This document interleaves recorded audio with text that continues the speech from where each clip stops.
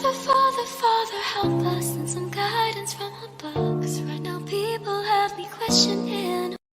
Effectivement, c'est un discours qui est abject et qui dit tout et son contraire et qui est effectivement dans l'auto-persuasion, dans un fantasme. C'est pas parce que l'on dit quelque chose qu'il y aura la paix, c'est pas parce que Monsieur le Président dit il faut la paix qu'on va le faire. La paix ne se décrète pas, elle se déconstruit, notamment lorsque dans la mentalité palestinienne et dans la mentalité du monde, il y aura une éradication de ce qu'est la haine du juif et l'antisémitisme. À partir du moment où cette idéologie ne meurt pas chez les États voisins, Israël se défend.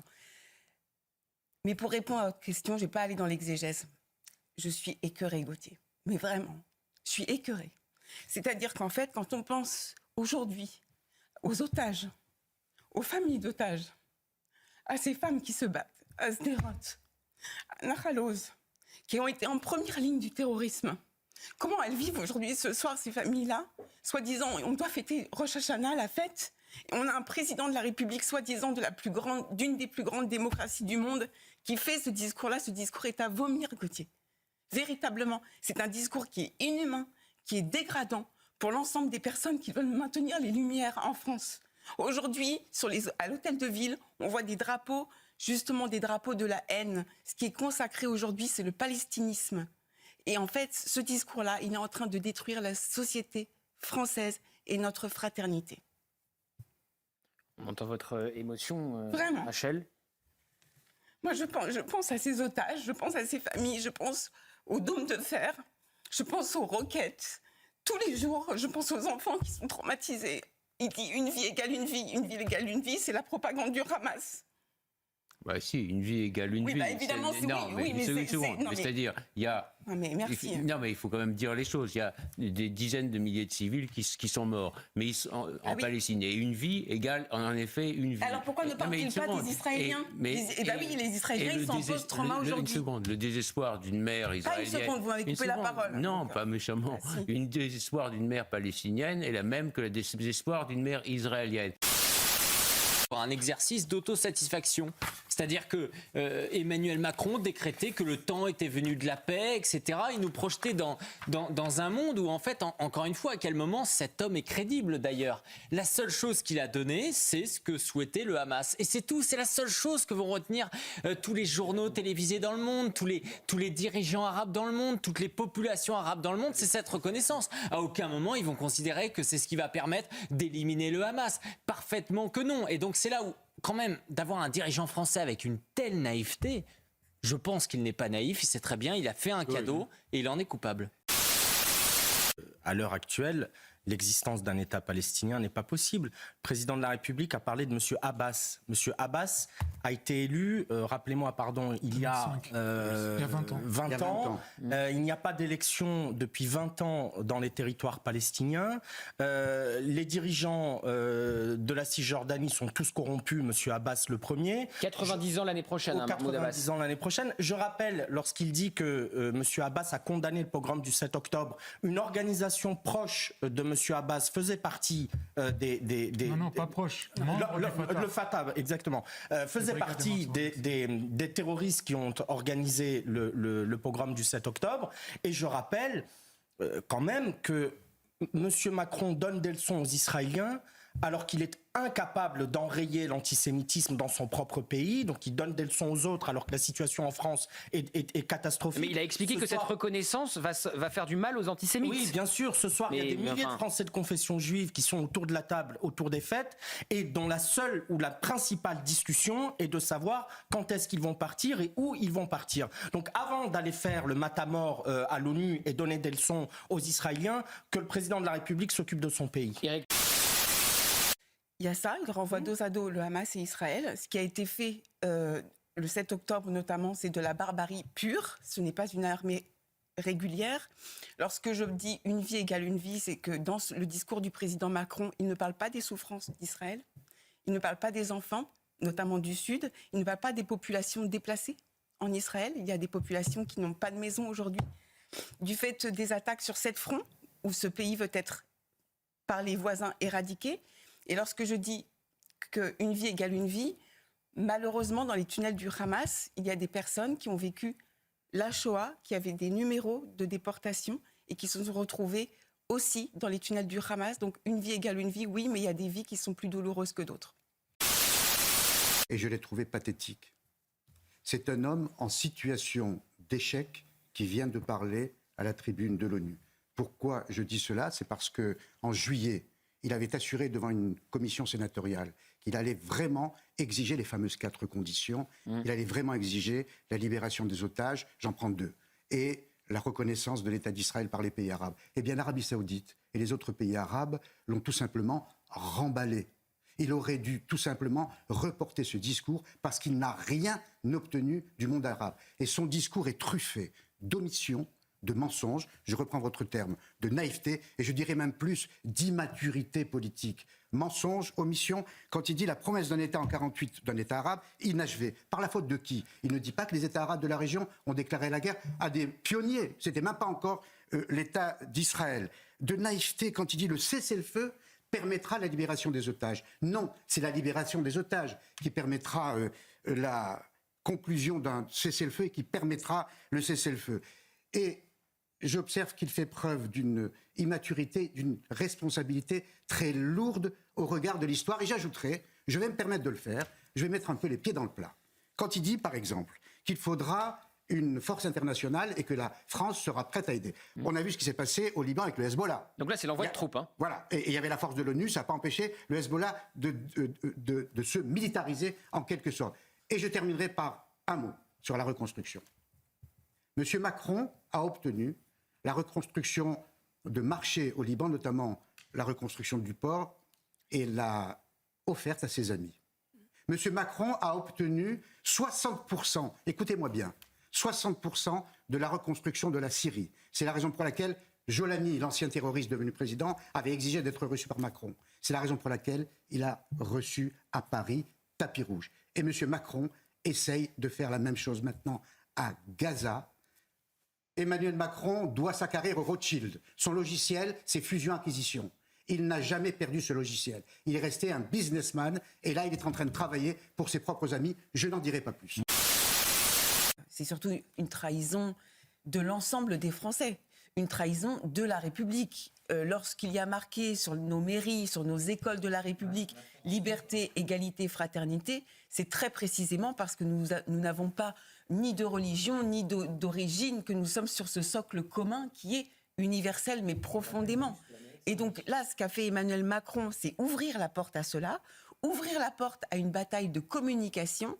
Et c'est en ça que les Olivier Faure, les Jean-Luc Mélenchon sont finalement les porte-voix du Hamas, c'est qu'ils utilisent les mêmes méthodes de communication et les mêmes images. Si nous n'avons qu'une 50aine de mairies où il y a eu ce drapeau, le fait que ça circule sur les réseaux sociaux, l'impact est beaucoup plus important que seulement 50. C'est-à-dire que c'est comme la météo, quoi. 50 mairies ressenties, 60 000. Mais ça, vous avez... Aujourd'hui, on parle avec beaucoup d'émotion de ce que ressentent les Juifs. Mais j'aimerais dire quelque chose qui peut peut-être aussi toucher d'autres personnes en France, qui est pourquoi est-ce qu'il y a 300 000 Libanais en France ? Il y a 300 000 Libanais en France parce qu'ils ont fui les Palestiniens et les Syriens qui étaient venus faire la guerre, une guerre terroriste au Liban et qui ont exterminé 200 000 Libanais pendant 15 ans.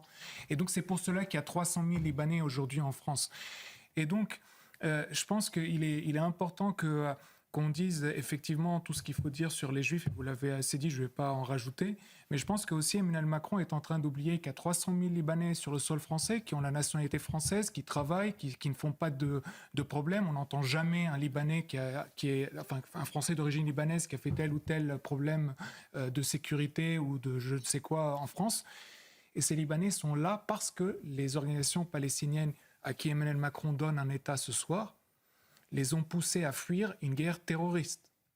Donc il est en train non seulement de cracher sur les 450 000 ou 600 000 Juifs en France, mais il est également en train de cracher sur 300 000 Libanais. Parce que Paul Amar a dit qu'il a quitté l'Algérie pour la France, mais moi, ma famille et tous les Libanais, tous les Français d'origine libanaise qui avons quitté le Liban, on l'a quitté à cause des organisations palestiniennes et de l'armée syrienne qui, sous ce drapeau, ont fait la guerre au Liban, ont fait 200 000 morts au Liban, ont coupé des doigts d'enfants chrétiens, d'enfants musulmans chiites, ont transformé des églises en garages, ont uriné sur les statues de la Sainte Vierge, du Christ et d'autres statues de saints, ont tué les chrétiens parce que chrétiens et ont tué les juifs parce que juifs, parce qu'il y avait aussi une communauté juive libanaise. Donc aujourd'hui, il est important, je pense, qu'on se réveille sur ce qui est en train de se passer en France. Avec ce drapeau, les organisations palestiniennes ont commis énormément de terrorisme, et pas seulement depuis 2023 et le 7 octobre, mais déjà depuis 1948, parce que ce drapeau palestinien qui a été repris par du shérif Hussein de la Mecque, il a été utilisé dès le départ par le moufti de Jérusalem, et ensuite il a été aussi pris par l'OLP. Et donc, derrière ce drapeau qui aujourd'hui se met sur les mairies françaises, vous en parlez. il y a le califat, il y a le djihad, il y a la conquête. Et j'aimerais dire une chose, parce qu'Emmanuel Macron semble l'oublier, sur Mahmoud Abbas. Parce que Vous me laissez juste, on va parler de Mahmoud Abbas, mais puisque vous avez parlé des drapeaux, parlons-en. Voyons les drapeaux sur une cinquantaine de mairies. Bon, je rappelle, 50 mairies à l'échelle de la France, c'est pas grand-chose, mais enfin quand même, poussé par Olivier Faure notamment. Donc, alors là, c'est la mairie de Saint-Ouen. Alors là, pour le coup, c'était le drapeau israélien et le drapeau palestinien. Il y a eu une manif où le maire de Saint-Ouen, M. Bouamran, a été traité de collabo, sans doute par les amis de la meute insoumise. Et donc, parce qu'il a mis... C'est pour ça que quand on vous dit, oui, ils sont pour la solution à deux États. Non, là, le maire de Saint-Ouen, il met les deux drapeaux, et vous avez des gens d'extrême gauche et des islamistes qui viennent et qui le traitent de collabo. Et c'est pareil pour, j'ai vu en réaction à la Tour Eiffel, on peut voir la Tour Eiffel, j'ai vu une députée LFI, même chose, dire que c'était scandaleux de mettre le drapeau israélien. Vous allez découvrir que Emmanuel Macron nous a menti. Il nous a raconté ce soir une fable à laquelle il a envie de croire. Il vit dans un métavers, dans un monde parallèle, et l'écrin de ce métavers ce soir, c'était l'ONU. Mais d'abord, permettez-moi de me souvenir que l'ONU, à une époque, a financé les terroristes, a aidé au financement des terroristes. On a des terroristes qui ont participé au 7 octobre et qui ont reçu de l'argent de l'ONU, et ça a été démontré à travers l'UNRWA. L'ONU est totalement discréditée depuis le 7 octobre. L'ONU n'existe pas. Donc il vient de faire une démonstration devant quelque chose qui n'existe pas. De mon point de vue, ça n'existe pas. Quelle est la crédibilité de ça ? Rien. Zéro. Ce soir, c'est zéro. Alors, la démonstration à l'envers qui consiste à dire on reconnaît, en reconnaissant l'État de Palestine, on va arrêter le Hamas, il va se passer un conte de fées, c'est-à-dire que les armes vont être rendues, le Hamas va partir, un nouveau ordre politique va arriver, et Mahmoud Abbas, qui depuis 20 ans est au pouvoir sans une élection, va organiser des élections. 90 ans, Mahmoud Abbas. Mais tout ça est une fable, ça n'existe pas. Donc les conditions, de toute façon, voilà. Alors moi, ce qui me fait plaisir, que ce soir, je me suis promené dans Paris, j'ai même pris le métro pour voir si les gens réagissaient à ça. Je m'attendais à ce que les gens aillent avec des drapeaux, place de la République, manifester, etc. Les gens s'en moquent. Les gens s'en moquent totalement ce soir. Ça n'a pas de poids. Cette décision n'a pour l'instant, ce soir, Olivier, à part pour les Français juifs, pour lesquels il n'a eu aucun mot. Ce soir, c'est Shana Tova. Ouais. Ce soir, c'est Nouvel An. Ce soir, les Juifs se sentent tristes et trahis. Ils ne parlent que d'une chose, de ça, de savoir s'il y a un plan B, de savoir si un jour ils pourront partir ou non, s'ils doivent partir, quand ils vont partir. Terrible. Et il n'y a pas eu ce soir un mot pour eux. Alors, je peux témoigner de ça, Gauthier. Oui, mais juste... il y a une peur terrible chez des gens qui sont ici depuis des Mais on en a parlé avec Rachel, on a eu les larmes de Rachel tout à l'heure. C'est Olivier, pour continuer un peu avec vous, c'est le risque de voir les alias exploser, c'est-à-dire le départ vers Israël. Mais on en parlait avec Rachel qui disait... explosent. Vous avez Rachel à côté de vous qui disait tout à l'heure, qui pense à partir, c'est dans sa tête. Un juif qui ne pense pas partir, je ne connais pas un juif qui rencontre un autre juif en lui disant c'est quoi ton plan B, où tu vas, comment tu vois les choses, comment tu vois l'avenir, comment tu fais pour vivre aujourd'hui sans la peur. Je n'en connais pas un aujourd'hui. Voilà. Il y a 400 appels par jour de familles qui prennent des renseignements à l'agence juive. 400 appels par jour. Alors pour la blague, on a échangé un petit peu en disant que finalement, l'employé du mois, c'était Emmanuel Macron de cette agence juive. Je fais un petit peu mon Éric Tegner. Non mais pardonnez-moi de mes larmes et de ma tristesse. C'est-à-dire que ce qu'on a entendu, c'est tellement irrespectueux, c'est tellement pas du tout à la hauteur de ce qu'est la France. Moi, ce qui me fait peur, c'est que c'est une trahison, et je partage vos mots sur la nation française qui n'existe plus, de ce fait-là, Et ça me fait peur lorsqu'on entend intifada dans les rues de Paris. Parce qu'en fait, ça veut dire quoi ? Ça veut dire qu'on monte un peuple contre un autre peuple. Et puis par ailleurs, dans le discours de Emmanuel Macron, je trouve que cette trahison, et je pense aux femmes iraniennes qui sont en France, notamment à Mona Jafarian, etc. Parce que ce qui s'est passé là ce soir à l'ONU, c'est dans la ligne, exactement dans la même ligne qu'en 1979, la trahison. Au moment de l'arrivée de Khomeini en France. Exactement. Bien sûr, pour la Je marge. ne vais pas poser la question. Ah, Je vais pas poser la vous question. allez apporter une réponse. Oui. En 2023, effectivement, coalition internationale contre le Hamas. Aujourd'hui, coalition internationale contre Israël. En juillet 2025, 4 conditions préalables avant ce discours. Il les oublie. Je vais vous répondre. Il a subi la pression du monde arabo-musulman, tout simplement, qui fait pression sur lui parce qu'elle peut faire pression sur lui. Alors vous pensez que cette pression, elle existe ou Oui, il la elle est- fantasme? Elle existe. Alors, je vais prendre un autre exemple. Par exemple, il n'est pas allé à la marche contre Non. l'antisémitisme. Oui, alors là, c'était la pression. Vous l'avez très bien cité tout à l'heure, ce faux humoriste-là. Yassine Bellatar, Proche des frères musulmans. Ça, Yassine c'est- Bellatar, c'est son reçu à conseiller- l'Élysée. C'est son conseiller BRP, Bruno Roger Petit, qui lui a présenté Bellatar, qui lui a dit il faut que tu l'écoutes. Il a écouté ce garçon, avec qui des n'a aucun conseillers humour, comme ça, mais qui est proche des frères musulmans, qui lui a dit il faut surtout pas aller. Et il n'est pas allé. Alors je vais vous prendre un autre exemple. L'Algérie. L'Algérie. Emmanuel Macron fait le beau, le shérif, c'est quasiment le western, face à Poutine. Vous vous rendez compte la fermeté qui est la sienne face à un homme qui peut nous envoyer un missile quand même sur la France. Il ne dit rien face à l'Algérie. Boualem Sansal, ce magnifique écrivain qui va peut-être mourir en prison, il ne fait rien pour le libérer. Posez-vous pour le coup la question. Pourquoi se tait-il ? Alors pourquoi? Ben parce que l'Algérie fait pression sur lui. Parce que l'Algérie a les moyens de faire pression sur M. Macron. Quel moyen? La population. Il suffit de lire Mark Underwood, qui est un grand journaliste d'investigation, qui a écrit dessus, et c'est très compliqué aujourd'hui d'en parler, on le sait. Et dans beaucoup de milieux diplomatiques, tout le monde parle de cette potentielle pression qui date de 2017. Double pression. Entre l'Algérie et Emmanuel Macron, les intermédiaires possibles sont tout à fait nommés, etc. C'est dans un livre de Mark Soit vous le Underwood. dites, soit vous le dites pas, mais vous faites on pas le des dit. conversations Non, mais entre c'était- vous dans lesquelles Non, mais on comprend rien. aujourd'hui, il y a des suspicions. Non mais arrêtez avec Non. vos... Non, mais il y a des suspicions qui ont été reléguées par Mark Underwood et par Ophi Investigation sur des questions de financement de campagne de 2017. Voilà. C'est une Et réalité pas aujourd'hui. seulement. Il y avait une troisième question qui était très importante, c'était la reconnaissance croisée entre les pays. Quatrièmement, il fallait revamper l'autorité palestinienne pour qu'elle soit en mesure éventuellement de diriger un État palestinien, y compris à Gaza. Toutes ces conditions ont disparu au mois de juillet et elles ont été basculées dans une résolution sans valeur juridique qui a été votée il y a une dizaine de jours sous le nom de Déclaration de New York en vue de l'établissement d'une solution à deux États. C'est le titre exact. Donc on a basculé les conditions dans une résolution sans valeur et on reconnaît sans condition. Donc c'est une reconnaissance inconditionnelle. À partir de là, les questions sont les suivantes. Est-ce que cette reconnaissance dont il se gargarise va permettre d'avancer sur le chemin de la paix? Réponse, jamais. Ça a radicalisé les Israéliens et il n'y a aucune obligation sur les Arabes, pas même de reconnaître les Israéliens. Deuxième question, est-ce que ça va amener le Hamas à quitter Gaza? Réponse, en aucune façon. Est-ce que les otages sont libérés? En aucune façon. Est-ce que les États arabes vont se rapprocher d'Israël pour favoriser tout ça? Réponse, non. Donc, Et lui dit l'inverse sur chacun des points, lui il dit l'inverse. c'est catastrophique. Pour s'auto-persuader. Bon, après, il y a le contexte. Le contexte, c'est l'explosion de l'antisémitisme en France et dans le monde entier. Car une campagne de diabolisation d'Israël est en route, qui consiste à transformer l'État créé en 1947 sur l'Holocauste des Juifs en État nazi, génocidaire.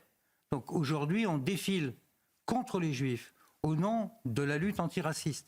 Et aujourd'hui, n'importe quel Juif, du bébé jusqu'à la grand-mère de 95 ans, qu'elle soit ou non pour Netanyahou, qu'elle soit ou non pour l'État d'Israël, dès lors que cette personne est juive, elle est considérée comme complice de ce qui se passe à Gaza.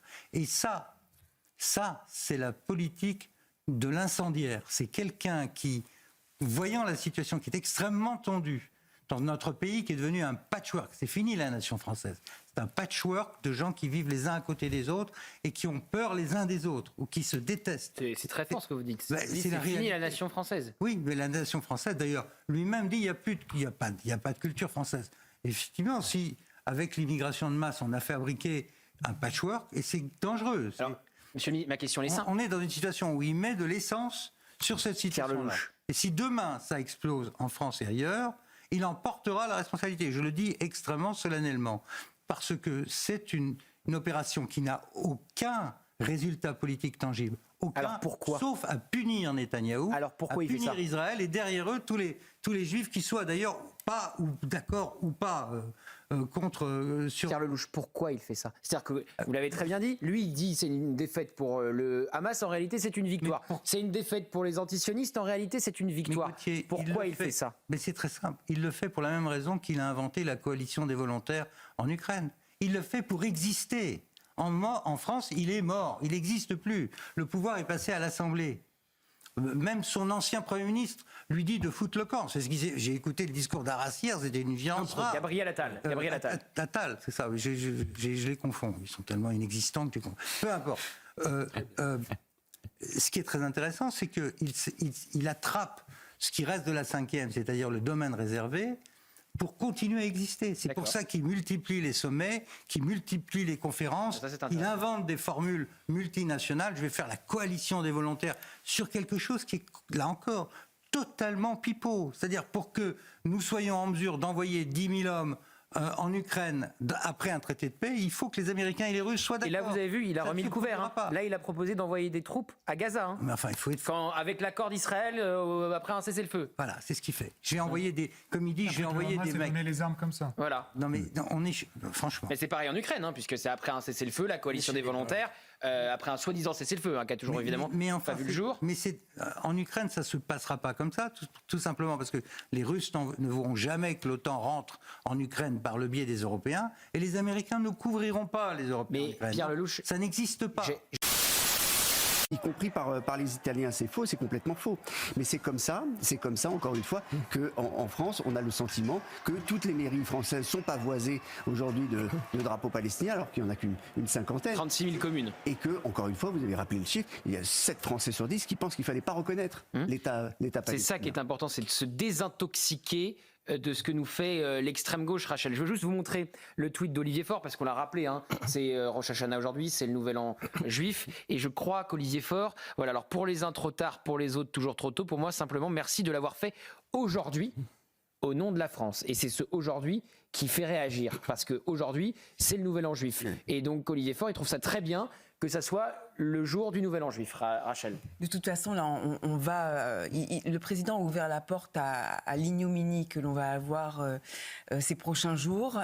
Évidemment, aujourd'hui, donc Olivier Faure sait très bien ce qu'est ce jour. Et puis par ailleurs, au nom de la France, sachant que les Français ne sont pas du tout d'accord avec ce qu'a fait le président de la République, encore moins.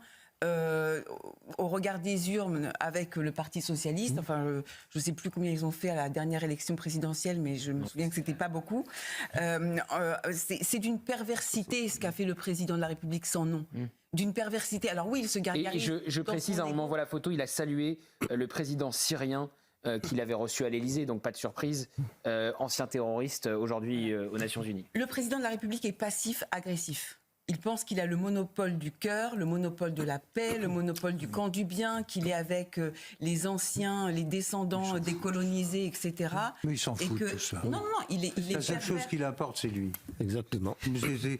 Madame, je vous aime beaucoup, j'écoute ce que vous dites, mais très franchement, c'est pas comme ça qu'il fonctionne. Ce que vous dites. C'est d'abord un acteur, c'est un narcissique, et c'est tout ce qui l'intéresse. Je voudrais revenir sur Faure et le Parti socialiste. Et puis je dis à Valérie, on peut jouer quelques mairies, puisqu'il y en a une cinquantaine, la même chose, minoritaire, 36 000 communes. Je viens vers vous, Pierre Lelouch. Mais je veux qu'on voit les images aujourd'hui à Saint-Denis, à Saint-Ouen, à Nantes notamment, voilà, de ces drapeaux palestiniens qui ont été pavoisés. Ça a commencé à Saint-Denis en présence du premier secrétaire du PS, donc Olivier Faure. Alors à Saint-Ouen, on a mis quand même le drapeau israélien, je le dis, hein, mais pas à Saint-Denis. Oui. Non, puisqu'on parle de la gauche et notamment du Parti socialiste, je dis ça avec mon camarade Henri. Il se souvient que sous la 4e République, le Parti socialiste, punaise, on faisait la guerre en Israël avec les Israéliens. Rappelez-vous, Guy Mollet. Qui c'est qui a passé la bombe atomique aux Israéliens si ce n'est pas les socialistes français? Qui c'est qui a testé les mirages en Israël en temps de guerre, y compris en 67, si ce n'est pas au départ les les socialistes Alors que la gauche est bien changée, ça, on l'a tous constaté. Mais Henri Guénaud, on s'est eu au téléphone c'est marrant quand même, non avant l'émission, et je sais que ce qui vous a choqué, c'est, alors pour parler des mairies, c'est Corbeil-Essonnes, une mairie d'hiver gauche, qui distribue des drapeaux avec l'argent public, des drapeaux palestiniens, j'entends. Hein. Tout m'a choqué, mais là, sur les drapeaux qui ont été distribués, s'ils ont été achetés avec l'argent de la commune, c'est un détournement de fonds publics. Là, il y a des règles très précises, c'est-à-dire l'argent de la commune ne peut pas servir à ça. Bon, et là, il y a des procédures judiciaires qui doivent être engagées si, effectivement, ça a été payé par l'argent de la commune. Mais le reste me choque aussi. Le reste me choque aussi. Le reste, c'est-à-dire c'est-à-dire les drapeaux au fronton des, au fronton des mairies.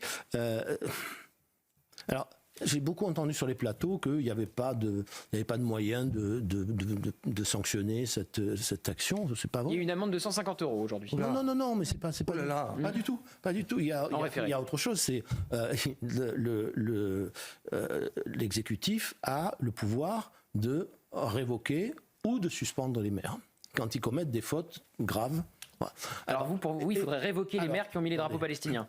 En tout cas, c'est de la responsabilité du politique. Dire qu'il a absolument aucun moyen, ça n'est pas vrai. Donc, en plus, dans la loi, les motifs ne sont pas définis, à part que ça doit être grave. Voilà, bon, ça doit être grave. Vous pouvez soit révoquer, et à ce moment-là, il peut même pas se représenter. Le maire ne peut même pas se représenter pendant un an. Il est inéligible pendant un an. Ça se décide en Conseil des ministres. Voilà. Mais alors, vous savez qu'ils ont mis le drapeau palestinien pour justement être réélus, hein. Pas pour être révoqué, mais pour être réélus. Justement, ils auraient pris un risque si on avait un gouvernement. Un vrai gouvernement. Il y a une autre possibilité qui est dans l'ordre de la gravité moins grave, mais qui est la suspension pour un mois. Mais au moins cet acte symbolique, c'est-à-dire suspendre le conseil municipal pour un mois. Olivier. Mais Henri, ils vont tous vous dire, mais on a célébré le discours formidable du président de la République à l'Assemblée des Nations Unies. Le problème, c'est que la justice administrative s'est déjà prononcée. Il y a donc un motif, en tout cas pour les pouvoirs publics, de sanctionner cette attitude. J'ai trouvé qu'il était même plus sévère avec Israël. C'était même pas un équilibre de renvoyer dos à dos. Il a été plus sévère avec l'une des seules démocraties de la région qui se bat sur 7 fronts différents, qui partage avec nous un même modèle. Car la réalité du 7 octobre, lorsque ces terroristes vont à Nova, c'est le Bataclan des Israéliens. Qu'est-ce que vous avez ? Vous avez de jeunes gens qui aiment la vie, qui la fêtent, qui la célèbrent, qui dansent, et des gens qui sont fascinés par la mort et qui viennent et qui tirent dans le tas. On a vécu ça au Bataclan. Donc les victimes de Nova, les victimes du Bataclan, ils ne vivent pas dans le même pays, ils n'ont pas la même religion, ils ne parlent pas la même langue, mais ils représentent un même modèle qui est attaqué par un ennemi commun. Et donc c'est pour ça que le président de la République, il commet une trahison invraisemblable. Et par ailleurs, je sais qu'on est à l'international, il aurait quand même pu avoir un mot pour les Français de confession juive, pour son propre peuple, pour ces milliers de Juifs qui sont inquiets. Il a dit ce soir, faites le nouvel an. Certains. Oui, certains. C'est une phrase d'une maladresse invraisemblable. Il aurait pu avoir un mot pour cette jeune fille qui a été violée à Courbevoie parce que juive. Il aurait pu avoir un mot pour Ruth Halimi, la mère d'Ilan. Il aurait pu avoir un mot pour le rabbin Lemel qui a été agressé. Il aurait pu avoir un mot pour tous ces gens qui cachent les kippas de leurs enfants dans les rues, qui ne mettent plus leur nom sur les applications de VTC, qui ne mettent plus leur nom sur les applications de livraison, pour tous ces Français de confession juive qui ce soir se demandent où est-ce qu'ils vont partir, qui ont été abandonnés une première fois lorsque sur les conseils d'un humoriste raté, d'une racaille, M. Bellatar, le président de la République n'est pas venu marcher contre l'antisémitisme et qui aujourd'hui se sent trahi une deuxième fois par par un président qui ne respecte pas même ses propres promesses puisqu'il avait conditionné la reconnaissance de l'État de Palestine à des conditions qui ne sont pas respectées ce soir. Donc c'est une trahison sur toute la ligne. Rachel, je vois encore votre émotion ce soir. J'ai pensé à vous ce matin parce que il y avait sur le plateau de Romain Desarbes une Française de confession juive qui parlait de l'Alia, du départ. Et on en a parlé avec Amine, ce salon de l'Alia qui a enregistré des records d'affluence. Et vous-même, vous en avez parlé sur ce plateau. C'est pourquoi je vais vous poser la question. Vous-même, vous avez dit en début de saison, on est rentré il y a quelques semaines, je pense à partir. Quand le président de la République française, notre président à tous, de fait... parce que c'est notre projet. Tiens ce discours... au siège donc de l'ONU à New York. Ouais. Ça vous renforce encore plus la petite musique que vous avez dans la tête. Est-ce que je pars elle monte en intensité ou pas? Bien sûr, et surtout pour cette nouvelle année. Bah, en fait, ce soir, normalement, on devrait faire des vœux. Alors, le président Macron souhaite la paix dans ces conditions-là, c'est-à-dire sans condition. Et donc, forcément, ça nous conforte dans un projet qui est celui de partir, bien sûr. Mais lui, si j'ose dire, va partir en 2027 de l'Élysée. Oui, mais il a fait rentrer le palestinisme en France, là, vraiment. Là, il a consacré quelque chose ce soir. C'est une victoire pour les LFI, c'est une victoire pour l'extrême gauche. C'est il a dit que c'était une défaite pour les antisionistes, pourtant. Non, mais très concrètement, on le voit bien, comment ils se gargarisent sur les réseaux sociaux, comment ils sont contents. Et certains même ont dit enfin, certains ont même dit effectivement c'est trop tard, merci le président, alors que soi-disant ils ne sont pas sur la même ligne. Mais on le voit bien que le palestinisme est consacré aujourd'hui, ce soir, grâce au président de la République. Et aux yeux du monde, en plus. Il ment aux yeux du monde. Éric Tegner. Moi, je veux dire, parce que je vois l'émotion de Rachel, je veux vous dire, Rachel, et je pense à tous les Français de confession juive qui nous regardent, ne partez pas. C'est essentiel. Parce que la vérité, c'est que l'immense majorité des Français qui nous regardent, et même ceux qui ne nous regardent pas, ils ne se sentent pas représentés par ce président de la République. C'est ça la vérité. Et qu'il y a un peuple aujourd'hui, je le crois vraiment, mais du fond du cœur, il y a un peuple qui est massif aujourd'hui, qui même si demain Jean-Luc Mélenchon est élu à la présidence de la République par un accident qui me semblerait improbable, se battrait jusqu'au bout. Et la vérité, c'est que personne pour dire aux gens de ne pas partir. Pardon, je vous interromps. Bien sûr. Pardon. Je pense que personne, face à la douleur de parents qui ont peur pour la sécurité de leurs enfants, qui ont peur pour l'avenir de leurs enfants. Je citais l'autre jour sur ce plateau un ami, Jérémy, qui a eu un bébé cet été et qui, la première chose dont il m'a parlé à propos de son fils, c'est de me dire j'ai une douleur au plus profond de moi-même parce que je sais que mon fils ne pourra pas vivre en France. Et donc, moi, je ne me sens pas autorisé, mais vraiment le moins du monde, à dire à ces Français-là, ne partez pas. On peut leur dire qu'il y a peut-être des raisons d'espérer, qu'on va se tenir à leur côté. Moi-même qui ne suis pas juif, je partage les larmes de Rachel ce soir et c'est un des plus grands combats de ma vie. Et leur dire qu'il y a peut-être, ce pays a en lui des ressources profondes qui font qu'on va peut-être s'en sortir. Mais je ne me sens pas autorisé à leur dire de ne pas partir. Vous me le permettez? Mais je suis d'accord, juste rapidement, je suis d'accord avec vous, Amine, sur le fait que ce n'est pas une injonction. C'est qu'en fait, je ne veux pas être dans la position d'un Emmanuel Macron qui, dans le fond, pardonnez-moi, mais se satisfait du fait que beaucoup de Français de confession juive veulent aller en Israël. C'est ça la vérité. Pourquoi moi ça me parle? Pourquoi ça me parle en fait? Juste pour terminer, c'est parce que les Français comme moi, ben, en fait, ils vont se retrouver dans la même situation. Sauf qu'on n'a pas d'endroit où aller, on n'a pas d'endroit où partir. Donc la vérité, c'est que nous, on est prêts d'une certaine façon à ce grand combat idéologique où il va falloir pied par pied se battre pour ne rien céder. Et c'est pour ça qu'en fait, pourquoi autant de Français aujourd'hui se sentent complètement solidaires de ce qui se passe auprès des Français de confession juive? Parce qu'ils savent qu'en fait, c'est une répétition générale à la grande résistance. Et c'est ça que je veux vous dire, Rachel. Je le comprends parfaitement, l'envie de partir. Je le comprends vraiment, en fait. Mais la vérité, c'est qu'en fait, on a envie que vous restiez. Ce que vous voulez dire, c'est que après le samedi, le dimanche. Exactement. Ce que vous voulez dire, après les Juifs, c'est totalement ça. Les chrétiens. Et c'est si ça vous que vous voulez dire. puisque le propos devient personnel, je partage les larmes de Rachel, même si j'ai tenté, moi, de ne pas craquer, comme vous avez craqué. Je suis déjà parti. C'était en 62, né en Algérie, né français. Je suis déjà parti. Parce que le nouveau régime algérien a signifié aux chrétiens et aux juifs qu'ils ne devaient pas rester. Je suis déjà parti. Et je n'ai pas l'intention de partir une seconde fois.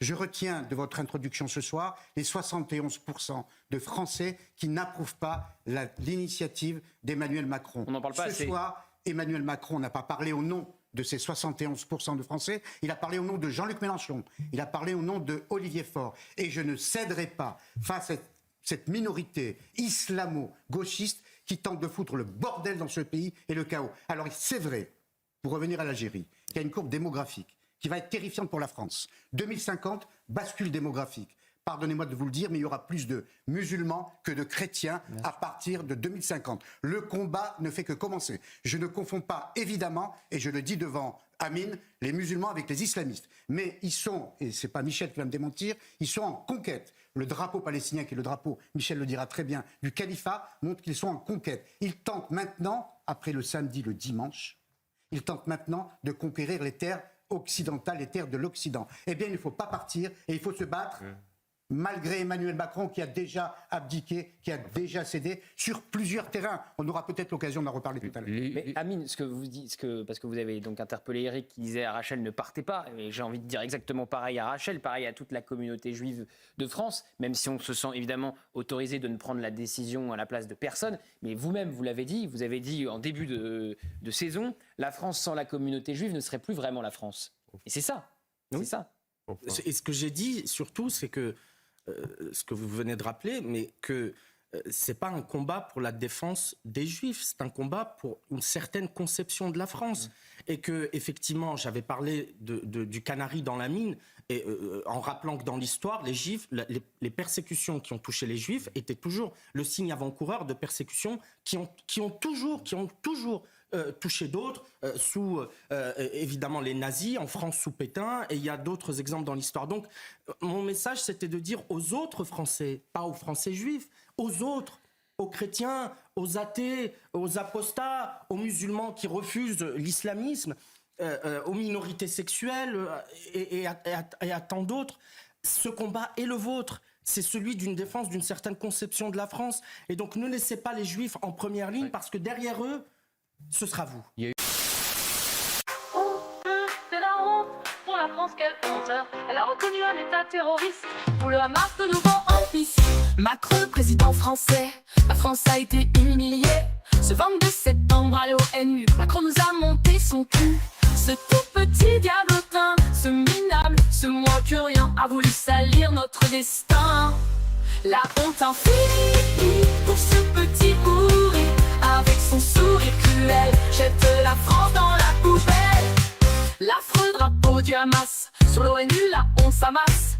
Un pacte scellé avec le diable, applaudi par des minables.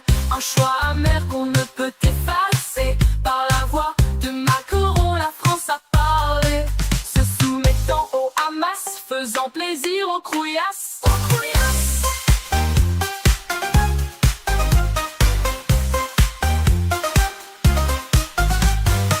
Ce tout petit diablotin, ce minable, ce moins que rien, a voulu salir notre destin.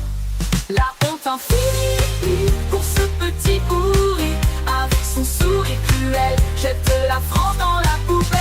Oh, s'éteigne à tout jamais, le silence hurle cette monstruosité. Le poids des mots comme le sabre qui brûle. Ce que préfère Macron, c'est qu'on l'encule. Mais ce que l'on retiendra de cette histoire, la honte et l'ignominie mise à part, c'est qu'à lui tout seul, ce petit Macron nous a tous bien pris pour des cons. En obéissant au Hamas et au Qatar, il a plongé l'humanité dans le noir, dans le noir, dans le noir.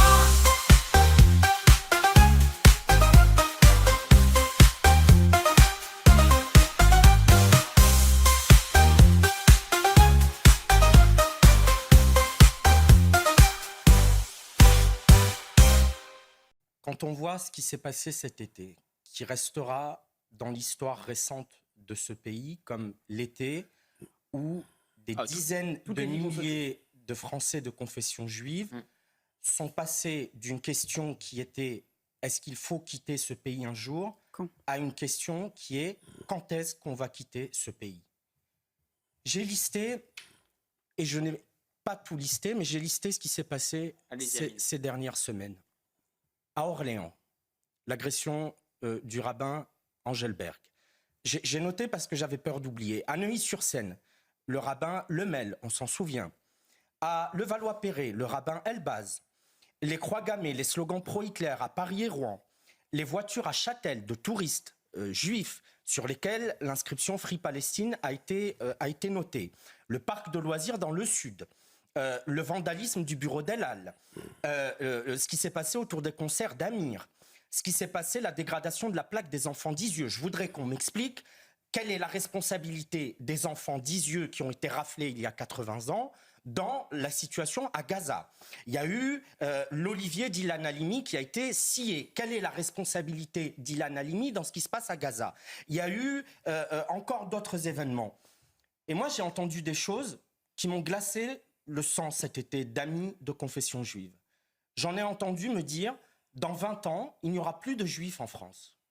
J'en ai entendu, j'ai un ami, et je le salue, Jérémy et Johanna, qui ont eu le plaisir que vous avez eu cet été d'avoir un bébé. Et Jérémy, en me parlant de son fils qui venait de naître, la première chose qu'il m'a dit, c'est « Je suis devenu père et ma première inquiétude, c'est de savoir si mon fils aura un avenir dans ce pays. » Et, a-t-il ajouté, « Je ne crois pas qu'il ait un avenir dans ce pays. » Et je veux dire une chose simple. Le principe du canari dans la mine, qui veut que les persécutions qui touchent les Juifs annoncent toujours les persécutions qui en toucheront d'autres.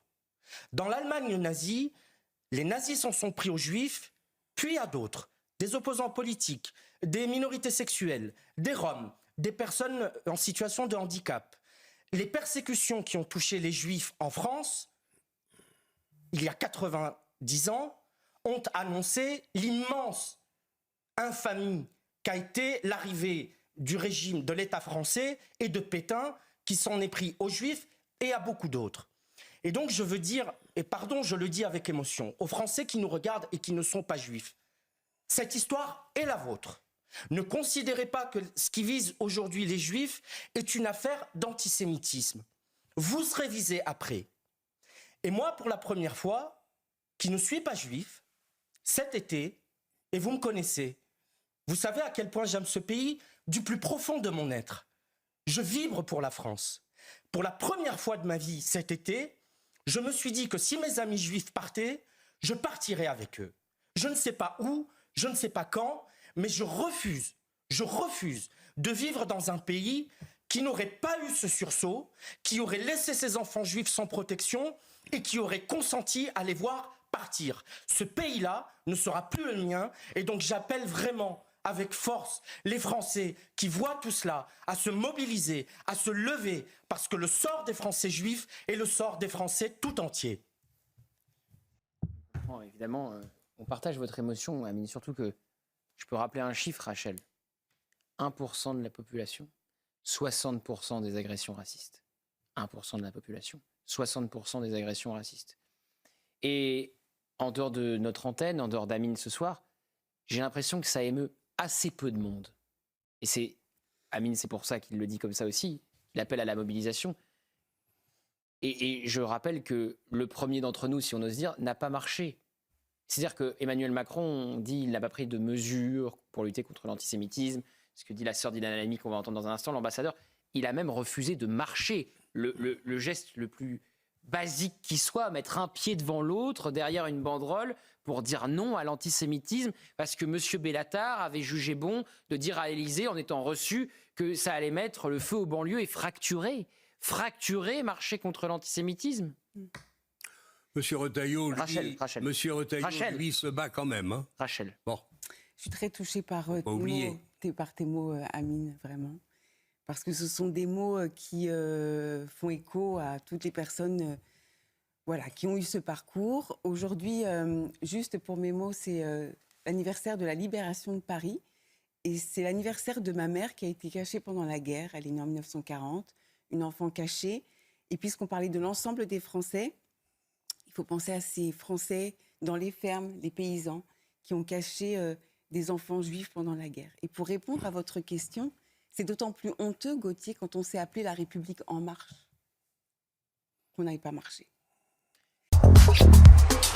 On comprend ce qu'il dit. Il dit quoi? Il dit dans le fond, j'ai pu avoir un locataire juif parce qu'il n'avait pas l'air trop juif, il n'avait pas le nez crochu, etc. Donc d'une certaine façon, ça pouvait le faire.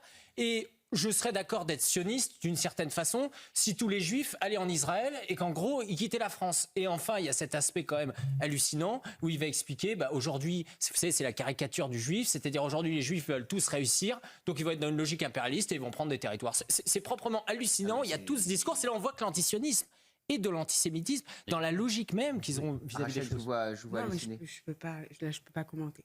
Pourquoi vous ne pouvez pas commenter? C'est trop. Je suis désolée, mais c'est à vomir, quoi. C'est trop. C'est trop parce que en fait, c'est simplement...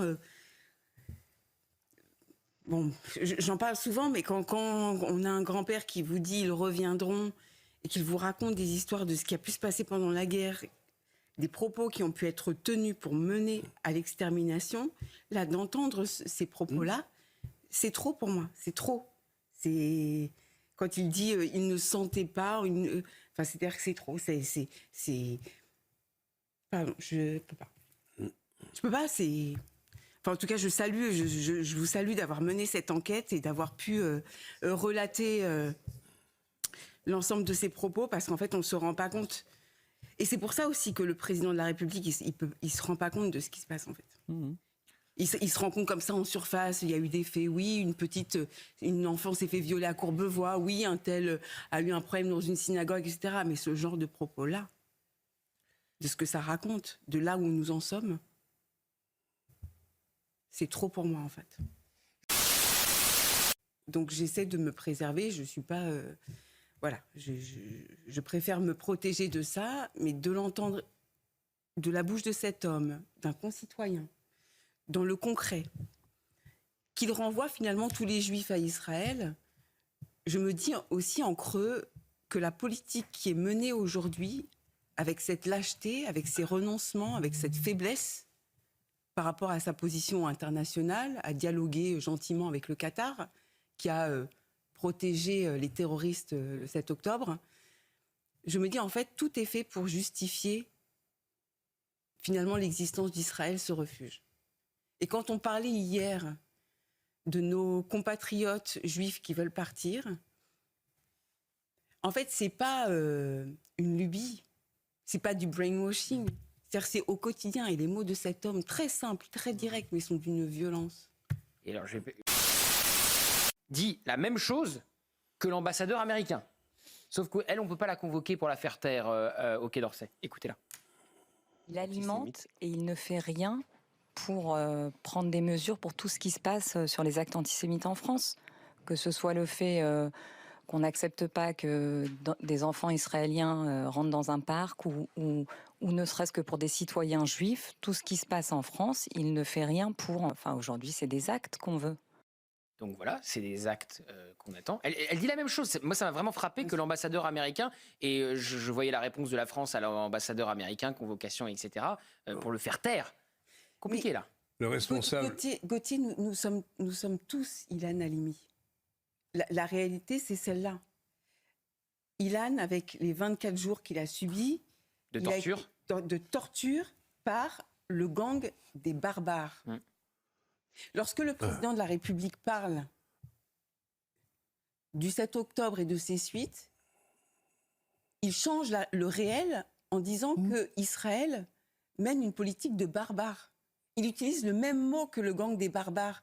Donc cette porosité à ménager la chèvre et le chou, à finalement consacrer le palestinisme, c'est ce qu'il fait aujourd'hui, avec cette volonté de reconnaître l'État palestinien, alors même que les otages sont encore dans les tunnels, alors même que le Hamas n'est pas désarmé, alors même qu'il y a une guerre de communication. Il y a des milliers d'hommes du Hamas. Voilà, exactement. Et puis, en fait, il a carrément entériné les fake news du Hamas, du Hezbollah, etc. Il fait passer la paix avant tout, sans mettre de conditions à la paix. La paix ne se négocie pas avec des bonbons, des fleurs, des chocolats et des déclarations. La paix contre cet antisémitisme, cette haine du juif qui est à l'œuvre au niveau mondial et la volonté de détruire Israël et l'ensemble des juifs de la surface de la terre, c'est une véritable guerre qu'il faut mener. Vous partagez l'avis de Jean-Claude Dacier qu'on importe des antisémites en France? Complètement. C'est-à-dire que pendant des J'avais un doute sur la réponse. Vous le lancez en même temps. Non mais aujourd'hui, il y a deux réalités déjà. De la part d'Emmanuel Macron, il y a un cynisme absolu. Il se dit, il fait les comptes. C'est-à-dire qu'il se dit qu'en France, il y a 600 000 juifs et il y a un peu plus de 8-9 millions de musulmans sur le territoire français. Donc à un moment, il fait son choix. Ensuite, effectivement, la réalité, c'est qu'on a importé la cause palestinienne parce que aujourd'hui, on a fait rentrer depuis près d'une quarantaine d'années des personnes issues du monde arabo-musulman qui sont très majoritairement pro-Palestine pour une partie quand même assez importante qui peuvent faire part d'antisémitisme. C'est une réalité parce que, vous savez, quand vous allez aujourd'hui en Afrique, vous allez en Algérie, etc., il n'y a pas beaucoup de manifestations pour défendre les Juifs. Hein. La vérité là-bas, c'est qu'ils sont très largement antisémites. Je ne pense pas qu'en prenant une pirogue et en traversant la Méditerranée, ils laissent de côté leur antisémitisme. C'est ça la réalité. Et moi, pour le coup, j'appelle effectivement tout le monde, y compris les Juifs de France, à voir cette réalité-là. Parce que certains, il y a 3, 4, 5 ans, ne l'avaient pas vue. Et je pense que c'était une erreur. Mais là où je rejoins ce qui a été dit tout à l'heure par Amine, c'est un appel, moi, pour le coup, qui me parle vraiment. Il y a cette phrase qui dit souvent... Après le samedi, il y a le dimanche. Voilà. La vérité aujourd'hui, c'est qu'effectivement, on s'en prend déjà aux chrétiens. Les actes antichrétiens dont on parle trop peu, la christianophobie, toutes les églises qui se retrouvent saccagées, le racisme anti-blanc dont on n'a pas le droit de parler aujourd'hui, qui est à peine reconnu par certains tribunaux. Tout cela, ça touche les Français parce on est face à un terrorisme islamique qui s'en prend aux Français, vraiment qui s'en prend à la France. Et dans la France aujourd'hui, il y a les Juifs et ils s'y attaquent parce que ce sont ceux qui effectivement aujourd'hui sont les plus fragiles. Mais tous nos compatriotes français qui ne sont pas juifs aujourd'hui doivent fondamentalement se sentir en danger. Je pense beaucoup le ressentent également. Alors je vais vous faire écouter un nouveau son de la sœur d'Ilan Halimi qui dit que son frère n'aurait pas pu, la dépouille de son frère n'aurait pas pu rester en France parce qu'il aurait été probablement profané. Écoutez-la. Et ça ravive la douleur et on se dit que malgré tout, le fait qu'il ne soit plus là, ils lui en veuillent encore. Ils ont encore envie de marquer ça sur l'antisémitisme justement. Et alors qu'Ilan n'est plus là et voilà. Vous avez le sentiment que d'une certaine manière, il ne peut pas reposer en paix? Si, ça j'en suis certaine. Il repose en paix et ça, c'est sûr et certain. Aujourd'hui, il est enterré en Israël, à Jérusalem. On se souvient de ça. Votre maman, Ruth, qu'on avait reçue ici sur RTL il y a 20 ans déjà, avait voulu très vite qu'il soit inhumé en Israël. Pourquoi? En France, c'était pas possible? Ma mère avait insisté et quand il est décédé, on a eu beaucoup de mal à l'enterrer en Israël. Donc, on l'avait d'abord enterré en France et 1 an après, on l'a transféré. Je crois que c'est certainement la meilleure décision qu'on ait prise. Aujourd'hui, il est en paix en Israël. On sait qu'il repose en paix. Il est pèleriné tous les jours par des dizaines de personnes. Ça n'aurait pas été possible ici en France pour vous, vous dites? Non, la preuve que non. Ben oui. Voilà, donc vous vous rendez compte, on ne peut même pas garder la sépulture, la tombe d'Ilan Halimi en France. On en est à ce niveau-là de barbarie, d'infamie. C'est bien pour ça qu'il faut bien comprendre que ce qui se passe par rapport à Israël, c'est évidemment l'éradication d'Israël, l'éradication de l'ensemble des Juifs du monde, quel que soit leur âge, quel que soit s'ils vont en vacances, à la mer, à la montagne, je ne sais où, il faut détruire leur vie impérativement et aussi celle des morts, gommer leur existence, gommer l'histoire. Et par rapport à ce que disait Jean-Claude tout à l'heure, le drame par rapport à ce directeur de centre de loisirs, ok, il va être inquiété, il va y avoir une enquête, etc. Ça n'aurait jamais dû se passer en juillet 2025. Non, c'est vrai. Et c'est pour ça que le président de la République a une responsabilité politique. Personne ne dit le contraire, pas moi en tout cas. Parce que ça n'aurait pas dû se passer en France, c'est tout. Israël, c'est pour l'éternité, l'éternité. Toutes les guerres, Israël les a gagnées. Car Dieu l'éternel, Dieu est à ses côtés. Tous les ennemis d'Israël seront terrassés. Soyez heureux vous les amis d'Israël, car pour nous la vie sera belle. Mais tous ceux qui haïssent le peuple hébreu auront un avenir très douloureux. Ils seront pour toujours malheureux. Ils seront jugés et condamnés à souffrir pour l'éternité.